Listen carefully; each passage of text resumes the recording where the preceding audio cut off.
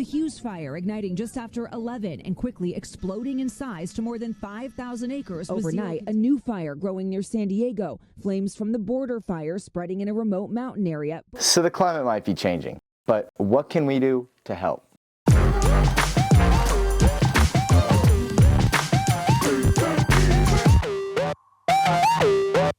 Obviously, there's a lot of things that are pretty much out of our control, but we can still make an impact. There are so many nuances and differing opinions on how we can do this, so to make it easier to understand, I decided to make a tier list.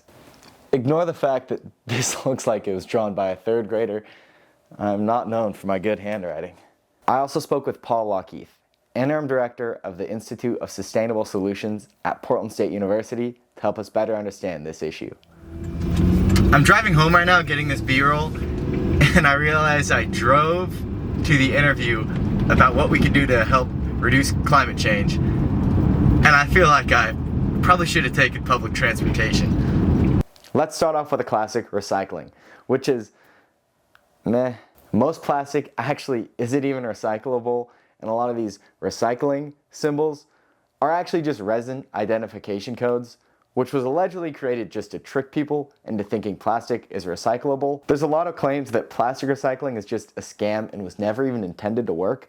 Like, here's a clip from the former president of the plastics industry. If the public thinks the recycling is working, then they're not going to be as concerned about the environment. And only about 10% of our recycling actually gets recycled, which is better than no recycling, but we're gonna give recycling D tier.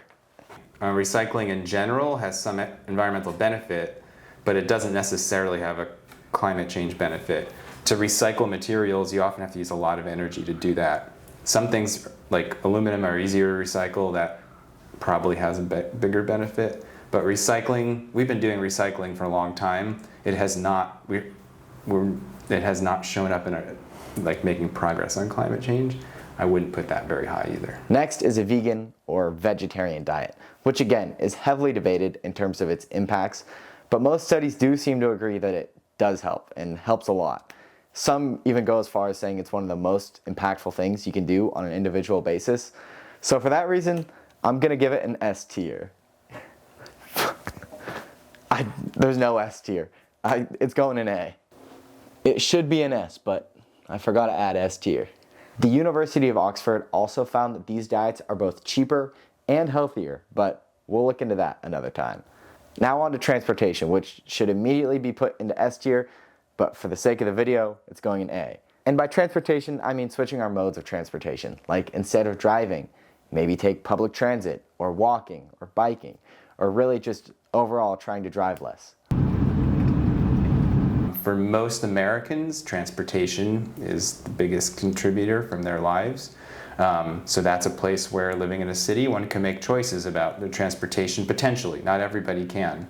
And there's not really a debate whether this helps fight climate change or pollution. It kind of just does. Next up is reducing energy waste at home, like turning off the lights or unplugging electronics when you're not using them, which was originally going to go in A tier, but because these are in A, I'm going to put it in B. This is something that would seem to have a small individual impact, but it's so easy to do, and it's literally free. It's actually better than free. It saves you money on your electricity bill. And if everybody did this, then it really would make a difference. So that's why it's B tier. Finally, we have fast fashion, which is a huge contributor to the climate crisis. According to the Center for Biological Diversity, the fast fashion industry accounts for as much as 10% of global carbon dioxide emissions. That is a lot of carbon dioxide. For that reason, I'm putting reducing fast fashion consumption by buying secondhand or from sustainable brands at B tier. That's the tier list.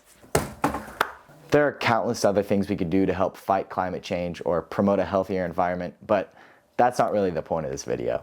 I am by no means an expert on this stuff, but I made this video to bring awareness to the fact that we actually can make a difference, especially if everyone is trying. If every individual on Earth that has a significant greenhouse gas footprint worked to make individual decisions that effectively reduced their emissions, that would make a huge impact on the rate of climate change around the world.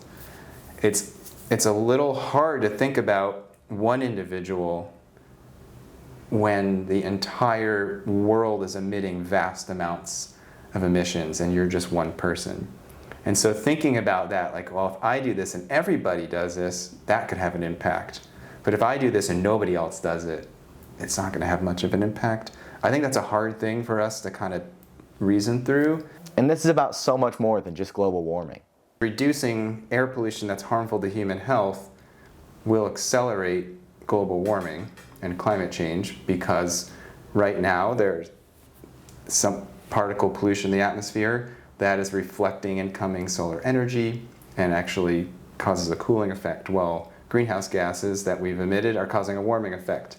As we improve the air quality so that what we're breathing is better for us, we actually could end up accelerating the warming that we've already set into motion with the greenhouse gases we've emitted.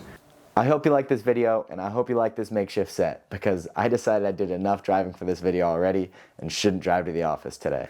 Either way, I hope you enjoyed, and I'll see you in the next episode of The Schmitt Show. Oh, and thanks to Paul for letting me bombard him with questions.